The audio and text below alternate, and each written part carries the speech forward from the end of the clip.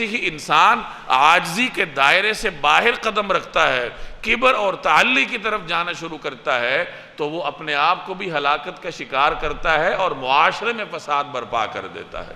عزازیل سے ابلیس تک کا جو سفر ہے وہ تکبر کی وجہ سے ہے۔ یا کسی بھی مخلوق کو یہ حق نہیں ہے کہ وہ اللہ پر اپنا حق جتائے کہ میں نے یہ نفل پڑھ لیے، میں نے یہ عبادات کر لی، اب میرے یہ حقوق اللہ کے ذمہ واجب ہو گئے، اور جب وہ حق نہیں ملتا تو انسان پریشانی کا شکار ہوتا ہے۔ تو یاد رکھیے مخلوق کو اس چیز کا حق نہیں پہنچتا، انسان کے لیے عاجزی ہے۔ انسان جب تک اپنی اس حقیقت کو سامنے رکھتا ہے کہ مجھے اللہ نے عاجزی پر پیدا کیا ہے، تو اس وقت تک انسان فطرت کے دائرے میں رہتا ہے، اور جیسے ہی انسان عاجزی کے دائرے سے باہر قدم رکھتا ہے، کبر اور تعلی کی طرف جانا شروع کرتا ہے، تو وہ اپنے آپ کو بھی ہلاکت کا شکار کرتا ہے اور معاشرے میں فساد برپا کر دیتا ہے۔ اس معاشرے میں جو فساد برپا ہے اس کی بنیاد ابلیس ہے۔ عزازیل سے ابلیس تک کا جو سفر ہے وہ تکبر کی وجہ سے ہے۔ پہلے بھی میں نے بارہا عرض کیا ہے کہ شیطان کو اپنی عبادت کی بنیاد پر یہ تکبر تھا، اور یاد رکھیے یہ تکبر بھی مذہبی تکبر ہے، یعنی یہ وہ تکبر ہے جو کہ کسی مخلوق کو اپنی عبادت کی وجہ سے ہوتا ہے، کہ عبادت کر کے اس کو ناز ہوتا ہے کہ میں تو اب بہت برتر ہوں، میں تو اب اللہ کے بہت قریب ہوں، اب میرے یہ استحقاقات ہے۔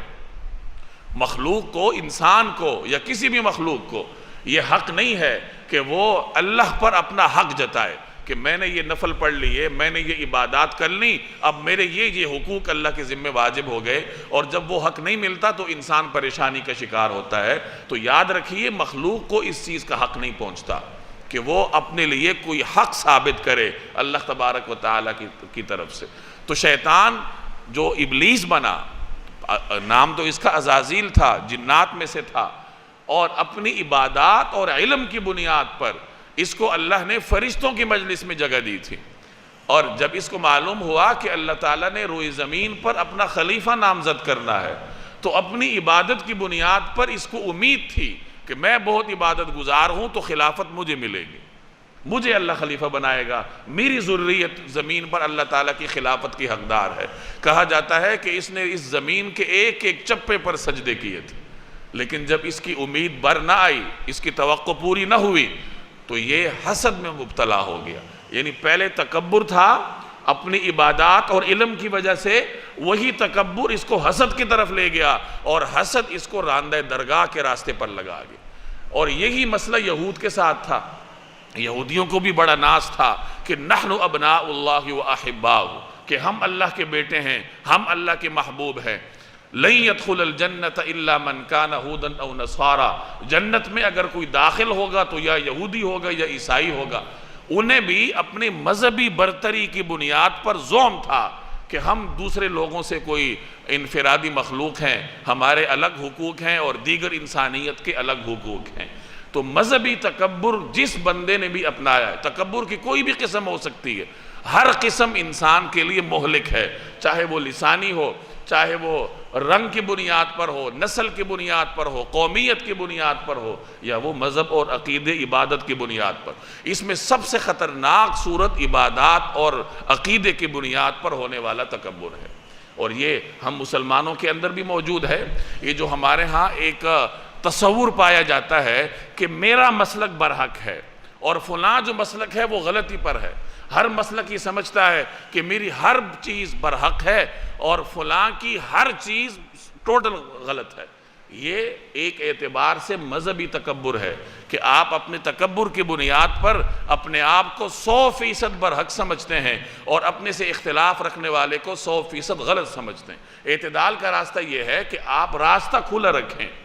کہ امید ہے کہ میں حق پر ہوں گا، ہو سکتا ہے کہ میں غلطی پر ہوں، اور میرا جو مخالف نقطہ نظر رکھنے والا ہے امید ہے کہ وہ غلطی پر ہے، میری دلیل طاقتور ہے، لیکن ممکن ہے کہ وہ حق پر ہو۔ تو یہ نقطہ نظر رکھنا یہ اعتدال ہے، اور اپنے آپ کو 100% برحق سمجھنا یہ تکبر ہے۔ ہمارے اوپر کوئی وحی تو نہیں اتری کسی کے اوپر بھی نہیں اترتی کہ اس کا نقطہ نظر 100% درست ہے یا اللہ تبارک و تعالیٰ کے احکامات اور جناب رسول اللہ صلی اللہ علیہ وسلم کی سنت کے مطابق ہے۔ یہ تو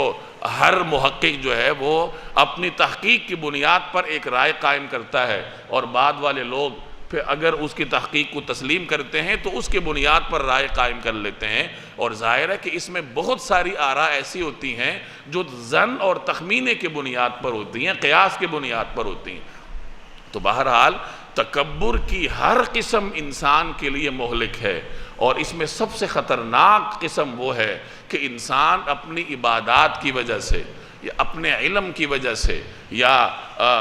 اللہ کے ساتھ اپنی قربت کی وجہ سے تکبر کا شکار ہو جائے۔ ابلیس سے بڑھ کر ہم نے سجدے کیے ہوں گے، جیسے میں نے عرض کیا کہ تاریخی روایات میں آتا ہے کہ اس نے روئے زمین کے ایک ایک چپے پر سجدے کیے تھے، لیکن ایک لمحے کے تکبر نے اس کے سارے سجدوں کو ردی کی ٹوکری میں ڈلوا دی۔ تو انسان کتنے سجدے کر لے گا اپنی محدود عمر میں؟ اصل عبادت وہ ہے جو انسان کے اندر خشیت پیدا کرے۔